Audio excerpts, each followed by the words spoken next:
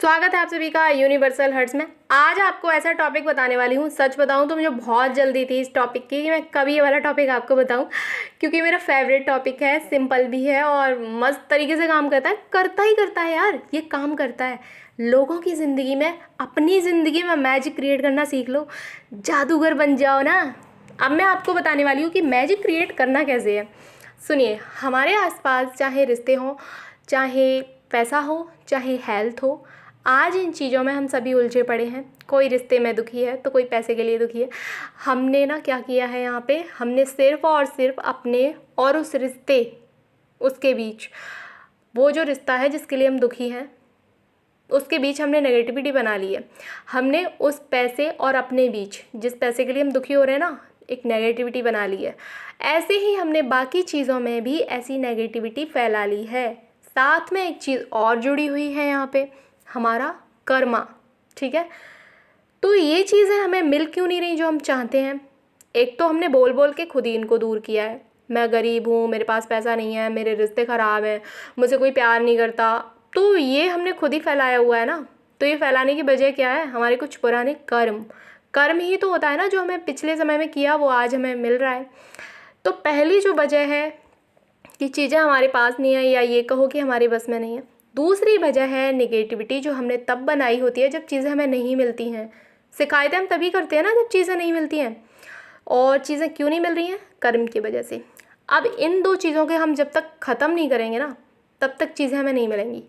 इनको ख़त्म करना ही करना है। ठीक है, आज जो तरीका मैं आपको बताने वाली हूँ, यकीन मानिए इससे इजी और इससे बेटर दूसरा तरीका मैंने तो नहीं सुना। आपको पता हो तो ज़रूर बताना मुझे कमेंट में। पहले समझिए कि ये शब्द काम क्यों करते हैं। क्या है ऐसा जिससे नेगेटिविटी भी भाग जाती है और हमारे कर्मा भी हील हो जाते हैं। देखिए, जब हम किसी से माफ़ी मांगते हैं ना, तो हम झुकते हैं यहाँ पे, और माफ़ी मांगते हैं तो भगवान भी माफ़ कर देते हैं। और ये तो इंसान है, क्योंकि गलतियाँ जो होती हैं वो इंसान से ही होती हैं। माफ़ी मांगना मतलब भगवान को खुश करना। ये जो शब्द है ना, माफ़ कर दो, ये जो शब्द है ना, बहुत शक्तिशाली है, बहुत पावरफुल है, इसलिए ये काम करता है यहाँ पे। और जो आई लव यू है ना, प्यार का भूखा यहाँ हर कोई है। भगवान प्यार के आगे झुक जाते हैं। दुनिया में सबसे बड़ी कोई चीज़ है ना, तो वो प्यार है, और प्यार में बहुत शक्ति होती है। तो ये इसलिए यहाँ पे काम करता है। थैंक यू, धन्यवाद। आप कृतज्ञ हो रहे हैं किसी के लिए, तो ग्रेटिट्यूड की पावर जो है वो आप सभी को पता है, इससे भी चमत्कार होता है। और आप कहाँ कहाँ इसे यूज कर सकते हैं, जो मैं अभी आपको बताऊंगी। तो इसे आप हर जगह यूज कर सकते हैं। जैसे कि आपका कोई बिजनेस है, आपको लगता है कि कहीं ना कहीं मुझे लॉस होता रहता है या नहीं भी होता, तो बोलिए, अपने बिजनेस को ध्यान में रखिए, उन लोगों को ध्यान में रखिए जो आते हैं आपके पास। उन्हीं से तो बिज़नेस चल रहा है ना। जब कोई हमारे पास आएगा ही नहीं, कुछ खरीदेगा ही नहीं, बिज़नेस कहाँ से चलेगा हमारा। बोलिए, I am sorry, please forgive me, thank you, I love you. आप इसे हिंदी में भी बोल सकते हैं, मुझे माफ़ कर दो, प्लीज़ मुझे माफ़ कर दो, मुझे आपसे प्यार है, धन्यवाद कि आपने मुझे माफ़ कर दिया। इसे रिपीट करना है, एक एक शब्द को फील करना है। अब अपने लिए तो इसे यूज कर ही सकते हैं, दूसरे लोगों के लिए भी यूज कर सकते हैं। भला कर दो किसी का यार। जैसे किसी ने आपको बताया कि किसी को कोई प्रॉब्लम है हेल्थ से जुड़ी, मान लो हेल्थ से जुड़ी कोई प्रॉब्लम है, तो 5 मिनट तो सबके पास होते हैं, हम सबके पास यार 5 मिनट ऐसे होते हैं, हम किसी को दे सकते हैं। ये प्रे आप कीजिए। अब ध्यान से सुनिए कि ये प्रे करनी कैसे है, दूसरे की हेल्थ के लिए कैसे करनी है। उस इंसान को ध्यान में रखो या ना रखो, उसकी जो प्रॉब्लम है ना, उसको ध्यान में रखो। वो जिस जगह पर है वो जगह ध्यान में रखो। उससे जो पेन हुआ है ना, जो पेन, जो दर्द हुआ है ना, पेन होता है ना दिल में, जब हम किसी की ऐसी प्रॉब्लम के बारे में सुनते हैं तो बुरा लगता है ना कि सही हो जाए बेचारा, कितना दर्द हो रहा है इसे।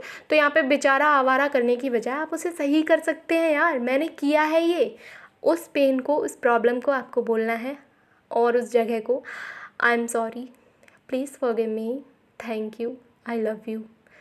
ये जो सेंटेंस है ये ऊपर नीचे हो सकते हैं, उससे कोई दिक्कत वाली बात नहीं है। अगर आपके लिए, अब मैं आपको बताने वाली हूँ, अगर आपके लिए कोई रिश्ता देखा जा रहा है, जैसे बहुत सारे लोग हैं यहाँ जो अरेंज मैरिज करेंगे, सभी यहाँ लव मैरिज वाले नहीं हैं, कुछ अरेंज मैरिज भी करेंगे, पर आपको पता नहीं है कि वो इंसान कैसा है। ठीक है, अब ये प्रेयर यहाँ लगा दीजिए, उसी इंसान को ध्यान में रख के लगा दीजिए। अगर आपके लिए बेस्ट होगा ना, आपको पसंद होगा ना, कि आप चाहते कि बस यही मिल जाए, मिल जाएगा, गारंटी है इस बात की।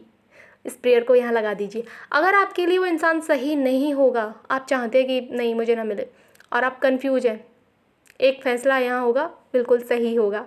वो जो सही नहीं होगा ना इंसान, वो चला जाएगा अपने आप चला जाएगा। आपको ना बोलना पड़ेगा ना कुछ। ये प्रे कीजिए बस। चमत्कार नहीं है तो क्या है। आपको कोई रिश्ता नहीं मिल रहा शादी के लिए, आप इस प्रेयर को कीजिए। अपनी शादी को ध्यान में रखते हो, मत कीजिए कोई टोना टोटका, मत कीजिए, आप इसे कीजिए। इसमें कोई पैसे नहीं लग रहे हैं, इसमें कोई डर वाली बात नहीं, कर्मा हील हो रहा है यार।